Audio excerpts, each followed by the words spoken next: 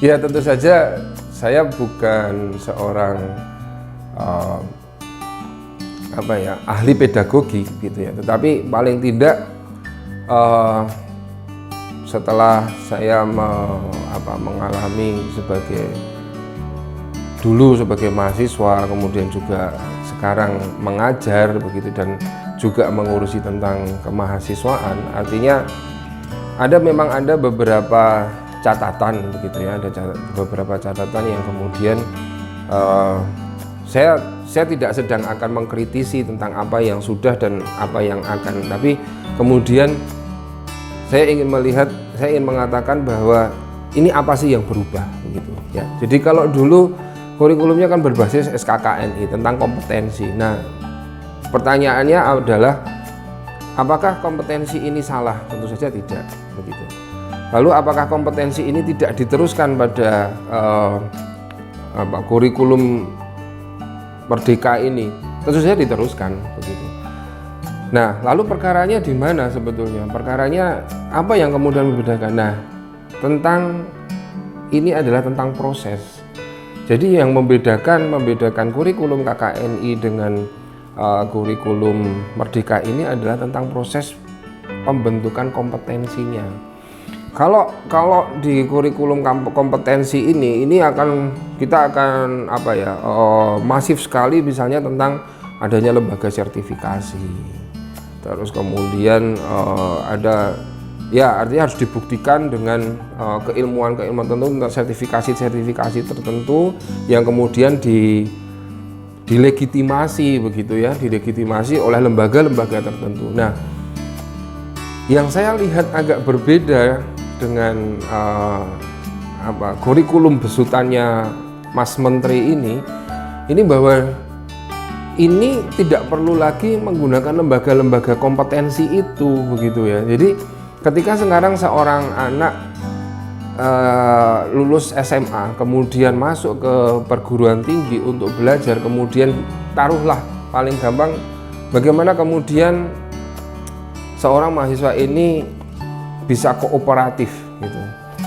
Nah, kooperatif ini sendiri kan sebetulnya juga mempunyai metodenya sendiri gitu ya, mempunyai metodenya sendiri. Artinya ada yang namanya cooperative learning strategy. Hal paling gampang adalah bagaimana kemudian dia bisa menerima masukan dan memberi masukan, itu kooperatif, itu paling gampang. Bagaimana kemudian dia bisa mengambil peran dan tahu peran temannya apa, itu kooperatif. Nah, di dalam kurikulumnya Mas Menteri ini itu kemudian taruhlah ada sebuah kegiatan yang kemudian misalnya tentang berhubungan tentang kemanusiaan begitu. Nah, kemanusiaan ini kemudian ini kan sebuah kompetensi ketika seorang mahasiswa kemudian bisa masuk dalam organisasi itu, kemudian mengambil peran sesuatu, dia akan bisa berbagi dengan teman lainnya atau juga dengan masyarakat lain begitu, tapi dia juga bisa mendapat masukan. Lalu pertanyaannya, siapa yang akan melegitimasi kompetensi ini begitu?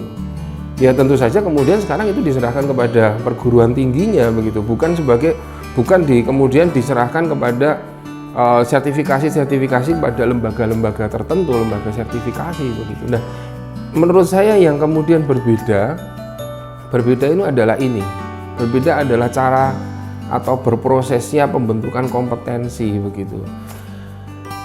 Nah, tentu saja ini juga akan membawa sebuah resiko begitu ya, bahwa risiko tertentu begitu. Artinya resiko ini bukan berarti tidak mungkin dilewati, tetapi bahwa ini membutuhkan sebuah kesiapan begitu.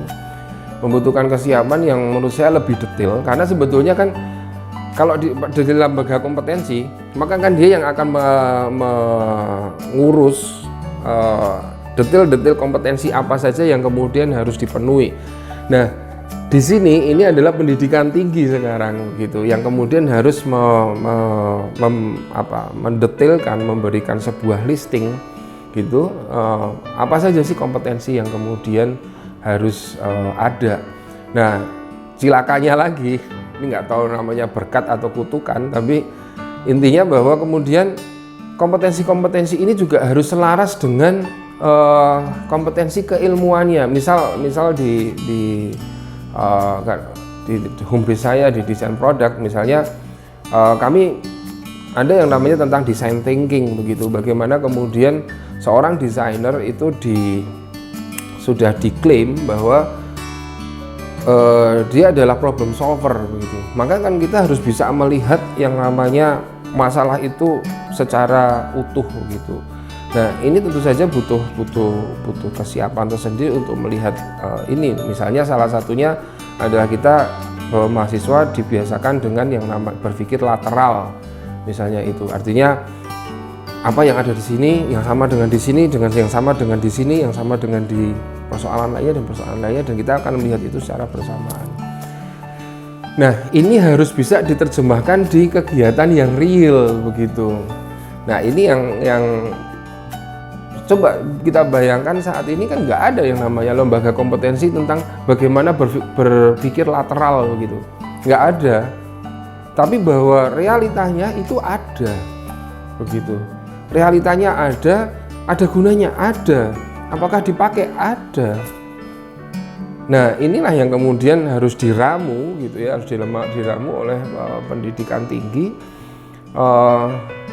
Bahwa yang tadi yang di awal saya bilang bahwa yang namanya ekstrakurikuler dan kurikuler ini semakin disempitkan. Artinya yang tadinya textbook, book smart begitu, dengan street smart itu kemudian harus bisa blended.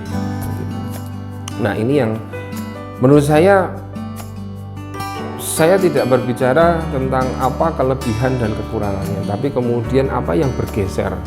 Apa paradigm shift ya, pergeseran paradigma yang muncul ketika kurikulum KKNI menjadi kurikulum merdeka.